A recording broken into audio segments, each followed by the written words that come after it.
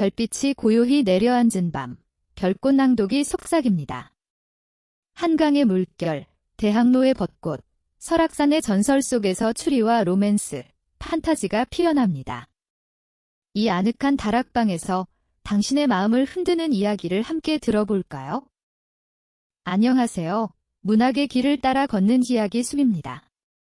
오늘 우리는 이문열 작가의 아름다운 단편, 시인을 만나봅니다. 조선시대를 배경으로 천재적인 재능을 가졌지만 세상의 인정을 받지 못하고 평생을 떠돌며 살았던 한 방랑 시인의 삶과 예술에 대한 이야기입니다. 그의 고독한 발걸음과 시 속에 담긴 영혼의 목소리를 지금부터 함께 따라가 보겠습니다. 조선 팔도의 어느 길 위에서나 그를 만날 수 있었습니다. 그는 늘 커다란 삿갓을 깊이 눌렀어 얼굴을 가린 채 지팡이 하나에 의지하여 홀로 걷고 또 걸었습니다. 그의 진짜 이름은 김병년이었지만 세상 사람들은 그의 이름 대신 그의 상징이 되어버린 삿갓을 들어 그를 그저 김삿갓이라 불렀습니다. 그의 행색은 남루하기 짝이 없었습니다. 해지고 닳아서 본래의 색을 잃어버린 옷, 지프로 엮어 만든 달아빠진 집신, 그리고 그가 가진 세상의 전부인 낡은 지팡이와 괴나리 보침 하나, 그는 가진 것 없는 떠돌이였지만 그의 발걸음에는 세상 그 누구보다 자유로운 기운이 서려 있었습니다. 그의 삶은 바람과 같았습니다. 한 곳에 머무르지 않고 정처 없이 떠도는 것이 그의 운명이자 스스로 선택한 길이었습니다. 그는 재물이나 높은 벼슬, 혹은 세상의 칭송 같은 것에는 아무런 관심이 없었습니다. 그가 세상에 구하는 것은 아주 소박한 것이었습니다. 차가운 밤이슬을 피할 수 있는 하룻밤의 잠자리와 굶주린 배를 채워줄 따뜻한 밥 한 그릇. 그것이 그가 바라는 전부였습니다. 그리고 그는 그 대가를 자신만이 가진 유일한 재산, 즉 시로 지불했습니다. 해가 저물어 인적이 드문 산골 마을의 어느 외딴 집 문을 두드릴 때 그는 이렇게 말하곤 했습니다. 지나가는 과객이 온데 하룻밤만 묵어갈 수 있겠소? 그저 헛되이 묵어가는 것이 아니라 제 졸시 한 수로 주인의 노고에 보답하고자 합니다. 그의 제안에 인심 좋은 주인은 흔쾌히 그를 맞아들였고 때로는 인색한 주인이 그를 내쫓으려 하기도 했습니다. 하지만 그의 입에서 시가 흘러나오는 순간 모든 상황은 변했습니다. 그는 막힘이 없었습니다. 눈앞에 펼쳐진 풍경, 주인의 얼굴에 담긴 인상, 심지어는 밥상 위에 올라온 소박한 나물 반찬 하나까지도 그의 눈을 거치면 곧바로 한 편의 시가 되어 태어났습니다. 그의 시는 그저 글자만 나열한 것이 아니었습니다. 그 안에는 듣는 이의 마음을 움직이는 힘이 있었습니다. 그의 시 한 수에 인색하던 주인이 감탄하여 가장 좋은 방을 내어주기도 했고 가난한 농부가 자신의 저녁밥을 쪼개어 그와 함께 나누어 먹으며 눈물을 흘리기도 했습니다. 시는 그의 무기이자 신분증이었으며 세상을 살아가는 유일한 방식이었습니다. 그의 시에는 세상 모든 것이 담겨 있었습니다. 그는 결코 서재에 앉아 관념적인 시만을 읊은 선비가 아니었습니다. 그의 시는 그의 발이 닿는 모든 땅과 그가 만나는 모든 사람들의 삶 속에서 피어났습니다. 찌는 듯한 여름날 밭에서 땀 흘리는 농부의 고단한 등을 보며 그는 노동의 신성함과 민초들의 애환을 노래했습니다. 그의 시에는 땀 냄새와 흙 냄새가 짙게 배어 있었습니다.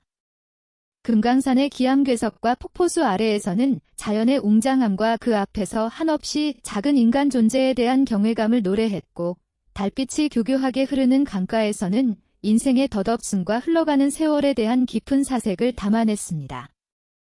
하지만 그의 시가 가장 빛을 발하는 순간은 썩어 빠진 세상과 위선적인 권력자들을 마주했을 때였습니다. 그는 굶주리는 백성들을 외면하고 자신의 배만 채우는 탕과놀이의 잔칫집에 찾아가 겉으로는 그의 덕을 칭송하는 듯한 시를 읊었습니다. 무지한 양반은 그 시에 담긴 교묘한 조롱과 풍자를 알아채지 못하고 흡족해하며 후한상을 내렸지만 그가 떠나고 난 뒤에야 시의 진짜 의미를 깨닫고 분통을 터뜨리곤 했습니다. 그의 시는 날카로운 칼이 되어 부패한 세상을 향해 거침없이 날아갔습니다. 그는 삿갓 뒤에 숨어 세상을 방관하는 자가 아니었습니다. 그는 세상 가장 낮은 곳을 떠돌며 시라는 무기로 세상의 부조리에 맞서 싸우는 가장 용감한 투사였습니다. 그의 철학은 무소유와 자유였습니다. 그는 아무것도 가지지 않았기에 세상 모든 것을 가질 수 있었습니다. 집이 없었기에 온 산천이 그의 집이었고 가족이 없었기에 길 위에서 만나는 모든 이들이 그의 이웃이었습니다. 그는 벼슬과 명예라는 굴레에 얽매이지 않았기에 그 누구보다 자유롭게 세상을 노래할 수 있었습니다. 사람들은 그의 남루한 행색을 보며 그를 동정했지만 그는 오히려 화려한 비단옷 속에 갇혀 부자유스러운 영혼을 가진 그들을 마음속으로 동정했습니다. 그의 삶은 그 자체가 한편의 긴 시였습니다. 떠도는 구름처럼, 흐르는 강물처럼 그는 얽매임 없이 살아가며 자신의 삶으로 시를 쓰고 시로써 자신의 삶을 증명해냈습니다. 그것이 바로 세상 사람들이 기억하는 방랑 시인 김삿갓의 모습이었습니다. 그가 늘 삿갓을 깊이 눌러써 얼굴을 가리고 다니는 이유를 세상 사람들은 그저 기인의 풍모 정도로 여겼습니다. 하지만 그 짙은 그림자가 드리워진 삿갓 아래에는 평생 그를 오가맨 지울 수 없는 과거의 상처와 깊은 슬픔이 숨겨져 있었습니다. 그의 방랑은 단순한 자유를 향한 갈망이 아니었습니다. 그것은 스스로에게 내린 종신형과도 같은 고통스러운 유배의 길이었습니다. 그의 삶을 송두리째 바꿔놓은 비극은 그가 아직 김병연이라는 본명으로 불리던 20살의 젊은 시절로 거슬러 올라갑니다. 그는 명문가의 자손으로 어릴 적부터 시문의 천재적인 재능을 보였습니다. 그의 총명함은 주위에 널리 알려졌고 가문에서는 그가 장차 큰 인물이 되어 가문을 빛낼 것이라는 기대를 한 몸에 받고 있었습니다. 하지만 그의 가문에는 끔찍한 비밀이 있었습니다. 바로 그의 할아버지인 김익순이 홍경래의 난때 선천부사로서 싸워보지도 않고 적에게 항복했던 대역죄인이었다는 사실입니다. 집안 어른들은 어린 병연이 상처받을 것을 염려하여 그에게 이 사실을 철저히 숨겼습니다. 그는 자신의 할아버지가 그저 병으로 일찍 돌아가신 것으로만 알고 자랐습니다. 세월이 흘러 그는 과거 시험에 응시하게 되었습니다. 그날의 시제는 공교롭게도 논정가산충절사 탄기믹순죄통우천, 론정가산충절사 탄기믹순죄통우천, 즉 가산군수의 충절을 논하고 하늘에 사무치는 김익순의 죄를 한탄하라는 것이었습니다. 자신의 할아버지를 비판하라는 시제를 받아든 운명의 장난 앞에서 아무것도 모르는 젊은 병연은 자신의 모든 문제를 쏟아부었습니다. 그는 김익순의 죄를 신랄하게 비판하고 그의 비겁함을 통렬하게 꾸짖는 글을 써내렸습니다. 그의 글은 막힘이 없었고 그 논리는 정연했으며 문장은 화려했습니다. 심사관들은 그의 글에 감탄을 금치 못했고 그는 그날 과거에서 당당히 장원으로 급제했습니다. 가문은 온통 축제 분위기였습니다. 하지만 어머니의 얼굴에만 수심이 가득했습니다. 그날 밤 어머니는 아들을 조용히 불렀습니다. 그리고는 눈물을 흘리며 그동안 숨겨왔던 모든 진실을 털어놓았습니다. 그가 그토록 신랄하게 비판했던 대역죄인 김익순이 바로 그의 할아버지였다는 사실을 말입니다. 그 순간 젊은 병연의 세상은 무너져 내렸습니다. 장원급제의 영광은 한순간에 씻을 수 없는 치욕과 죄악으로 변했습니다. 그는 자신의 손으로 자신의 할아버지를 2번 죽인 페류나가 되어버린 것입니다. 하늘이 무너지고 땅이 꺼지는 듯한 충격 속에서 그는 며칠 밤낮을 식음을 전폐하고 괴로워했습니다. 마침내 그는 결심했습니다. 조상을 욕보인 죄인으로서 더 이상 하늘 아래 떳떳하게 얼굴을 들고 살 수 없다고. 그는 장원급제로 주어진 모든 벼슬과 명예를 스스로 내던졌습니다. 그리고는 큰 삿갓을 구해 깊이 눌렀었습니다. 죄인이 감히 푸른 하늘을 볼 낯이 없다는 의미였습니다. 그는 그렇게 스스로를 세상으로부터 격리하고 기약 없는 유배의 길을 떠났습니다. 그것이 바로 방랑시인 김삿갓이 탄생하게 된 비극적인 배경이었습니다. 그의 삿갓은 단순한 장신구가 아니라 그의 죄의식을 상징하는 무거운 십자가였습니다. 그의 시는 때로는 익살스럽고 때로는 날카로운 풍자로 가득 차 있지만 그 이면에는 지울 수 없는 과거의 그림자가 짙게 드리워져 있었습니다. 그는 사람들을 웃게 만드는 시를 쓰면서도 정작 자기 자신은 단 한순간도 진심으로 웃을 수 없었습니다. 그는 달을 보며 읊었습니다. 저 둥근 달은 어찌 저리도 한결같이 온 세상을 비추는가. 허나 죄인의 눈에는 저 달빛마저 나를 꾸짖는 듯 서늘하기만 하구나. 그의 시 속에는 가문에 대한 깊은 죄책감과 돌이킬 수 없는 과거 앞에서 무너져 내린 한 인간의 처절한 슬픔이 짙게 배어 있었습니다. 그는 자신의 시로 다른 사람의 아픔은 위로할 수 있었지만 정작 자기 자신의 깊은 상처는 결코 치유할 수 없었습니다. 그의 방랑은 세상을 향한 여정이자 동시에 자기 자신으로부터 끊임없이 도망치는 처절한 도피였습니다. 그는 한 곳에 오래 머물지 못했습니다. 혹시라도 누군가 자신의 정체를 알아볼까 두려웠기 때문입니다. 그의 마음속에는 늘 두 개의 자아가 싸우고 있었습니다. 할아버지를 욕보인 죄인 김병현과 세상을 노래하는 시인 김삿갓. 그는 평생 이 두 개의 자아 사이에서 고통받으며 위태로운 줄타기를 하듯 시와 함께 세상을 떠돌았습니다. 그의 웃음 뒤에 숨겨진 눈물, 그의 풍자 뒤에 가려진 아픔을 세상 사람들은 아무도 알지 못했습니다. 오직 밤하늘의 달과 길가의 이름 없는 들풀만이 그의 고독한 영혼이 내뱉는 슬픈 노래를 묵묵히 들어줄 뿐이었습니다. 스스로에게 유배를 선고한 김삿갓의 삶은 끝없는 만남의 연속이었습니다. 그의 발걸음은 조선 팔도의 가장 낮은 곳에서부터 가장 높은 곳까지 닿지 않는 곳이 없었습니다. 그리고 그는 그 모든 만남을 시로 기록했습니다. 그의 시는 그가 만난 사람들의 얼굴이었고 그가 겪은 세상의 모습 그 자체였습니다. 그의 발걸음이 가장 자주 향했던 곳은 가난하고 힘없는 백성들이 사는 초라한 초가집이었습니다. 그는 굶주림에 지쳐 밭두렁에 쓰러져 있는 농부의 등을 두드리며 그의 고단한 삶을 위로하는 시를 지어주었습니다. 하늘은 어찌 이리 무심하여 땀 흘려 일하는 자에게는 쌀 한 톨 내리지 않고 놀고 먹는 자의 곳간만 채워주는가. 그의 시는 단순한 위로가 아니었습니다. 그것은 억압받는 자들의 목소리를 대신 내어주는 절규이자 부조리한 세상을 향한 고발이었습니다. 집신 살 돈도 없어 맨발로 길을 걷는 아이를 만나면 그는 아이를 안아주며 자신의 낡은 집신을 벗어 신겨주었습니다. 그리고는 아이의 작은 발을 보며 이 작은 발이 걸어갈 앞날에는 부디 가시밭길이 없기를 하고 을조렸습니다. 그의 시는 백성들의 삶 속으로 깊숙이 들어가 그들과 함께 울고 웃는 따뜻한 연대의 노래였습니다.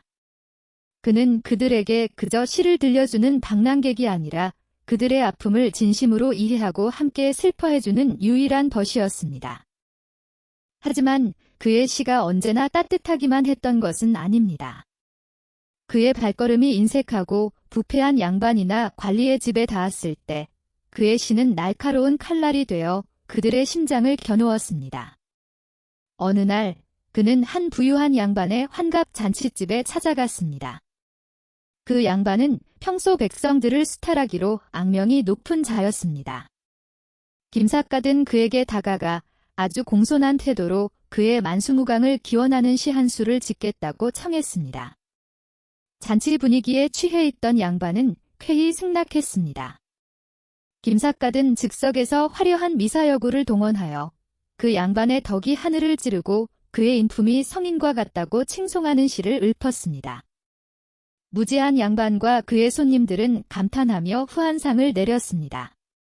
하지만 김삿갓이 떠나고 난 뒤 시의 조예가 깊은 한 손님이 시의 각 행 첫 글자만 따서 읽어보라고 말했습니다.